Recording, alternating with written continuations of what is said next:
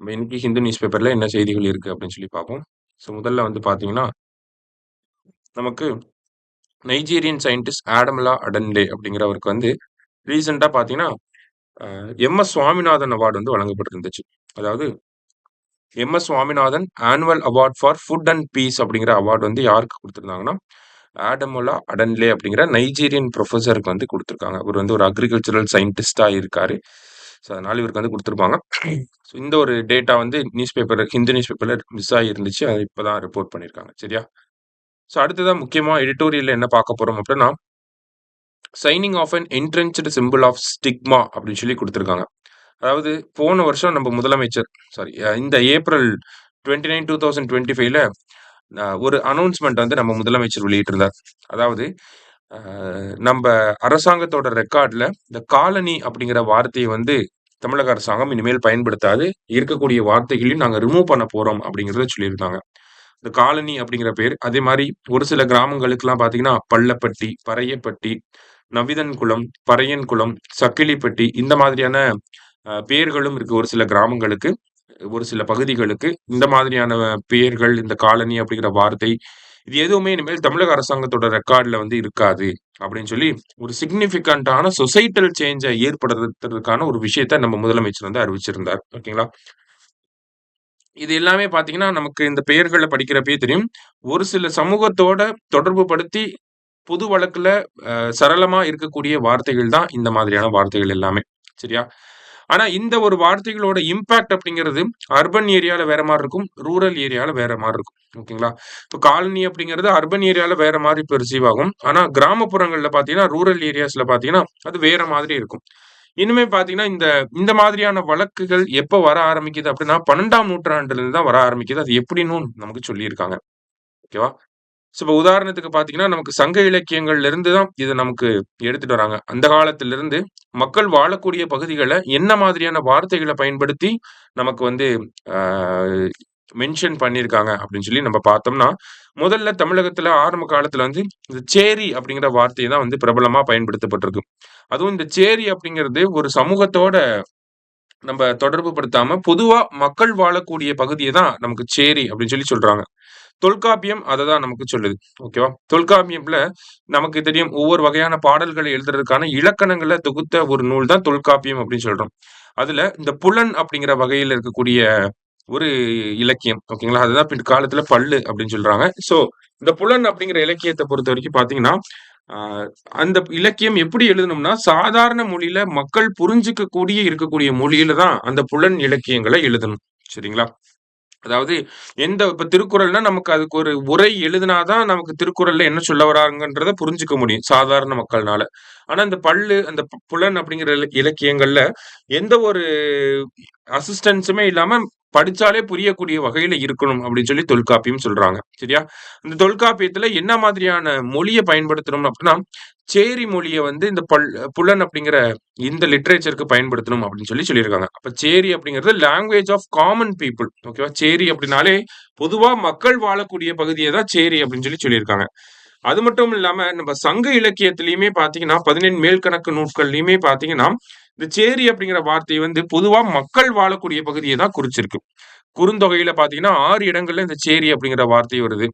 அதே மாரி பார்த்தீங்கன்னா, அகநானூர்லயுமே இந்த சேரி அப்படிங்கிற வார்த்தை பொதுவா மக்கள் வாழக்கூடிய பகுதிய குறிக்கக்கூடிய ஒரு விஷயமா இருந்திருக்கு. சிலப்பதிகாரத்துல கூட பார்த்தீங்கன்னா, கோவலனும், கண்ணகியும் மதுரைக்கு வெளிய வந்து அந்த சமண முனிவரோட கவுந்தியடிகளோட வந்து ஒரு இடத்துல இருந்திருப்பாங்க. அந்த இடத்துக்கு என்ன பேரு அப்படின்னு சொல்லி பார்த்தீங்கன்னா, மதுரைக்கு வெளிய இருந்த அவங்களோட அந்த இடத்துக்கு பேரு புறஞ்சேரி அப்படின்னு சொல்லி சொல்றாங்க.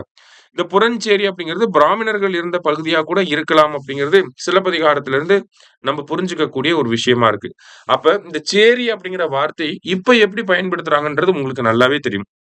ஆனா அந்த காலத்துல எப்படி பயன்படுத்தியிருக்காங்க, பொதுவா மக்கள் வாழக்கூடிய பகுதிய தான் சேரி அப்படின்னு சொல்லி சொல்லியிருக்காங்க. இந்த ஒரு இந்த ஒரு விஷயம் எப்ப மாறுது அப்படின்னு சொல்லி பார்த்தீங்கன்னா, தமிழ்நாட்டுல இந்த பக்தி காலகட்டத்துல தான். பக்தி மூவ்மெண்ட் அப்பதான். அதாவது 6ஆம் நூற்றாண்டுலருந்து 9ஆம் நூற்றாண்டு வரைக்கும் பார்த்தீங்கன்னா, பொதுவா நம்ம இந்த பக்தி லிட்டரேச்சர், பக்தி மூவ்மென்ட்டோட நம்ம அசோசியேட் பண்ணுவோம். அப்பதான் பெரிய பெரிய கோயில்கள், சிவன், அந்த ஆழ்வார்கள், நாயன்மார்கள் இந்த மாதிரியான ஒரு விஷயம் வந்து அப்பதான் நமக்கு வருது. அப்பதான் என்ன சொல்றாங்கன்னா, முன்னாடி இருந்த இலக்கியங்கள், 17 மேற்கணக்கு நூல்கள், சங்க இலக்கியங்கள் எல்லாத்திலுமே சேரி அப்படிங்கிற வார்த்தை ஒரு ஒரு ஒரு மக்கள் வாழக்கூடிய பகுதியை குறிச்சிருந்தாலும், பிற்காலத்துல வந்த பெரிய புராணம் உதாரணத்துக்கு பார்த்தீங்கன்னா, பெரிய புராணம் சேக்கிழார் எழுதிய பெரிய புராணத்துல என்ன சொல்றாங்கன்னா, தீண்டாச்சேரி அப்படின்னு சொல்லி ஒரு வார்த்தையை பயன்படுத்தியிருக்கார். தீண்டாச்சேரி அப்படின்னா அன்டச்சபிள் சேரி. அப்ப இந்த இதுல இருந்து நமக்கு என்ன புரியுதுன்னா, நமக்கு வந்து சங்க இலக்கியங்கள்ல சேரி அப்படிங்கிற ஒரு வார்த்தை பொதுவா மக்கள் வாழக்கூடிய பகுதியா இருந்துச்சு. அதுக்கப்புறமா பக்தி காலகட்டம் வந்ததுக்கு அப்புறமா இந்த சேரி அப்படிங்கிற வார்த்தையோட பயன்பாடு மாற ஆரம்பிக்குது. எப்படின்னா, தீண்டாமை அப்படிங்கிற ஒரு விஷயத்த இந்த இடத்துல கொண்டு வராங்க. ஓகேவா? அன்டச்சபிள்ஸ் மட்டுமே இருக்கக்கூடிய ஏரியாவ தான் என்னன்னு சொல்றாங்க? சேரி அப்படின்னு சொல்ல ஆரம்பிக்கிறாங்க. அதன் பிறகு வந்த விஜயநகர் காலகட்டத்துல இந்த வர்ணாசிரம தர்மம் அப்படிங்கிறது ரொம்ப ஸ்ட்ரிக்ட்டா இம்ப்ளிமெண்ட் பண்ணியிருப்பாங்க. அப்பதான் என்ன ஆகுதுன்னா, சொசைட்டி அந்த அப்படியே ஃப்ராக்மென்ட் ஆகுது. காஸ்ட் பேசிஸ்ல ரொம்ப ஒரு ஃப்ராக்மென்டேஷன வந்து நம்மனால பார்க்க முடியுது. அதுக்கப்புறமா பிரிட்டிஷ் உள்ள வராங்க. அதுக்கப்புறம் தான் பார்த்தீங்கன்னா, நமக்கு மகாத்மா காந்தி அவர்கள் ஹரிஜன் அப்படிங்கிற ஒரு வார்த்தைய யூஸ் பண்ண ஆரம்பிச்சாரு. இருந்தாலுமே ஹரிஜன் அப்படிங்கிறது ஹரிஜன் காலனி அப்படின்னு சொல்லி மாற ஆரம்பிச்சுருச்சு. நம்மளே சொல்றோம் காலனி அப்படின்னு சொல்லி, அந்த காலனி ஏரியாவுக்காரவங்க அப்படின்லாம் நம்மளே சொல்லி பார்த்திருப்போம் இல்லையா? அதே மாரி பிற்காலத்துல தமிழ்நாட்டுல இந்த சோசியோ ரிலிஜியஸ் ரிஃபார்ம் மூவ்மெண்ட்ஸ் வரப்ப என்ன ஆகுது அப்படின்னா, அயோத்திதாச பண்டிதர் வந்து ஆதி திராவிடர் அப்படிங்கிற வார்த்தைய தான் பயன்படுத்தணும்னு சொல்லி சொல்றாரு. எம்.சி. ராஜா அவர்களும் என்ன பண்ணியிருப்பாருன்னா, 1922ல மெட்ராஸ் அசெம்பிளில ஒரு ரெசல்யூஷன் பாஸ் பண்ணியிருப்பாரு. அன்டச்சபிள் காஸ்ட் வந்து பறையர், பஞ்சமர்லாம் சொல்லாம ஆதி திராவிடர்கள்னு சொல்லுங்க அப்படின்னு சொல்லி ஒரு ரெசல்யூஷன பாஸ் பண்ணியிருப்பாரு. இருந்தாலுமே வந்து அந்த ஒரு இம்பாக்ட் அப்படிங்கிறது அப்படியே தான் இருக்கு. ஓகேவா? இப்ப வரைக்குமே பார்த்தீங்கன்னா, நம்ம இந்த சேரி, காலனி அப்படிங்கிற பகுதிகள ஒரு சமூகத்தோட தொடர்பு படுத்தி தான் நம்ம பார்க்குறோம். ஓகேவா? ஆனா இது ரூரல் ஏரியால தான். இதே அர்பன் ஏரியான்னு பார்க்குறப்ப அந்த ஒரு கண்ணோட்டம் இருக்காது. ஓகேவா? நம்ம கிராமத்துல போய் சேரி, காலனி அப்படின்னு சொல்றதுக்கும், ரூரல்ல போய் எக்ஸாம்பிள்க்கு வேளச்சேரி, கோயம்புத்தூர்ல பார்த்தீங்கன்னா, சாய்பாபா காலனி அப்படிங்கிறது இருக்கு. அங்கெல்லாம் வந்து வெல் ஆஃப் பீப்பிள் இருக்கக்கூடிய ஏரியா. அப்ப அர்பன் இந்தியாவுல இந்த அர்பன் தமிழ்நாட்டுல இந்த சேஞ்ச கொண்டு வரத விட, ரூரல் தமிழ்நாடுல இந்த சேஞ்ச் வந்து ரொம்ப கட்டாயமா தேவைப்படுது. அந்த சேரி, காலனி அப்படிங்கிற வார்த்தைகள யூஸ் பண்ணாம தடுக்கணும் அப்படின்னு சொல்லி இந்த இடத்துல சொல்றாங்க. அப்ப அந்த மாதிரியான பகுதிகள் இப்ப சேரி அப்படிங்கிற பகுதிக்கோ, இல்ல காலனி இருக்கக்கூடிய ஏரியாவுக்கோ என்ன பேர் வைக்கலாம்னா, ஏதாவது சயின்டிஸ்ட் பேர் வைக்கலாம். இல்ல ஏதாவது வந்து ஒரு மலரோட பேர் வைக்கலாம். போயட்டோட பேர் வைக்கலாம். பாரதியார் தெரு அப்படி கூட சொல்லலாம். அப்படி சொல்லி சொல்லலாம். ஆனா இப்ப எப்படி இருக்கு நமக்கு? எல்லாமே வந்து பார்த்தீங்கன்னா இந்த மாதிரியான பேரு சேரி ஸ்ட்ரீட், பறையா ஸ்ட்ரீட், பல்லா ஸ்ட்ரீட் இந்த மாதிரிலாம் இருக்கு. இதுக்கு பதிலா பாரதியார் தெரு. அப்படி பேர மாத்தலாம் அப்படின்னு சொல்லி ஒரு சஜஷனையும் குடுத்திருக்காங்க. ஓகேவா? அதாவது இந்த இடத்துல நம்ம என்ன பார்த்திருக்கோம் அப்படின்னா, அம் பொதுவா மக்களோட வாழ்விட பகுதியில எப்படி சொல்ல ஆரம்பிச்சாங்க அப்படிங்கிறத நம்ம பார்த்தோம். சேரி அப்படிங்கிறத ஆரம்பிச்சு, அது எப்படி பிற்காலத்துல ஒரு சமூகத்த மட்டுமே சொல்லக்கூடிய ஒரு அடக்குமுறையா மாறுச்சு அப்படிங்கிறத பார்த்திருக்கோம். ஸோ இந்த ஒரு சொசைட்டல் லெவல் சேஞ்ச கொண்டு வரதுக்காக தான் நம்ம முதலமைச்சரும் இந்த காலனி போன்ற வார்த்தைகள பயன்படுத்த மாட்டோம் அப்படிங்கிறத சட்டமன்றத்துல அறிவிச்சிருந்தாரு. ஸோ இது வந்து ஒரு திட்டமா பார்க்கிறத தாண்டி, தமிழகத்துல ஒரு மாரல் வேல்யூவ இன்கிரீஸ் பண்றதுக்காக கொண்டு வந்த ஒரு சொசைட்டல் சேஞ்சிங் ஆட்டிட்யூடா தான் இத நம்ம பார்க்கணும். சரியா? ஒரு முக்கியமான ஒரு ஆர்டிகில். நல்லா பார்த்து வச்சுக்கோங்க. நன்றி.